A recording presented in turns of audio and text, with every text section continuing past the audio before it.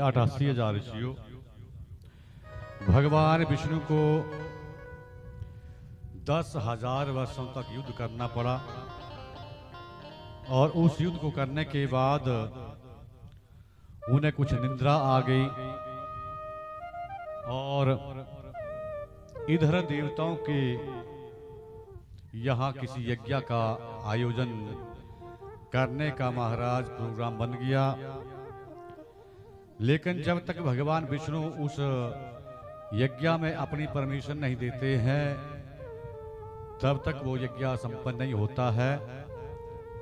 अब भगवान शंकर, ब्रह्मा, इंद्र आदि जितने देवता हैं वो मिल करके बैकुंठ धाम में आए। जैसे ही देखा तो भगवान वहां विष्णु नहीं मिले।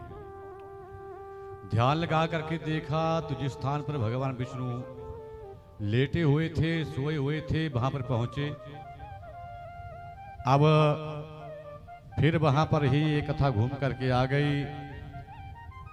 क्या देखा कि भगवान विष्णु थकान के कारण अपना धनुष ले करके और धनुष की आड़ में गहरी निद्रा में सो गए थे।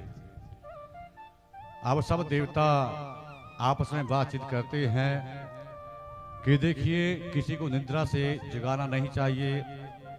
अब कैसे हम अपने यज्ञ को सिद्ध करें जब तक ये मंजूरी नहीं देते हैं, परमिशन नहीं देते हैं, तब तक यज्ञ संपन्न नहीं होगा।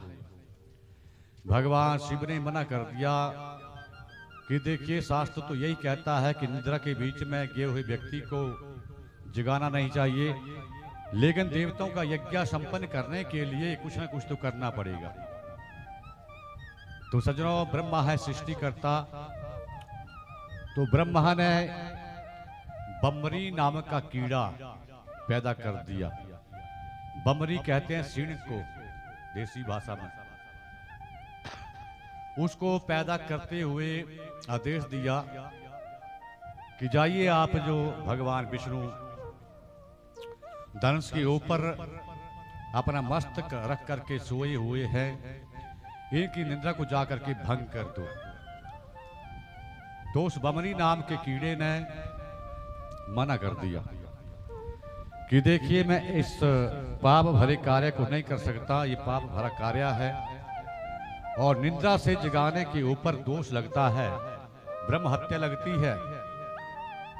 लेकिन जब किसी को हम लालच दे देते हैं ना, तो महाराज फिर वो व्यक्ति लालच में आकर के जो काम हमें नहीं करना होता है, आज का इंसान उस काम को करने के लिए भी खुशी मनाता है। जैसे आजकल कोर्ट कचहरियों में होता है, कोर्ट कचहरियों में झूठी गवाही दी जाती है पैसे के चक्कर में, चाहे किसी का घर उजड़ जाए, लेकिन पैसे का लालच है। बमरी नाम के कीड़े को महाराज लालच दे दिया गया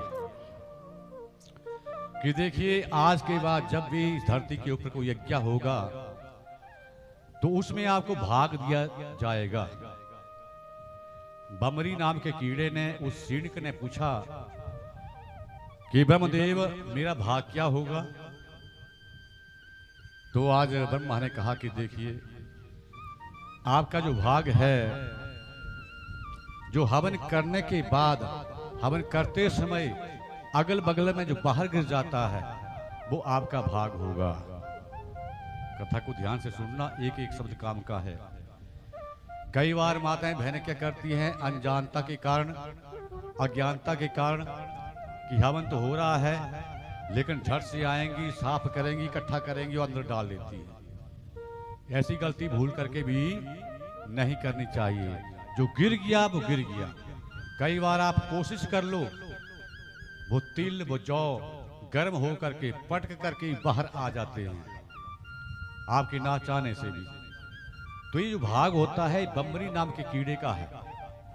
अगर गिर गया है, मैं पुनः कहना चाहता हूं, उसको दोबारा हवन कुंड के बीच में, अग्नि के बीच में भूल करके भी नहीं डालना चाहिए।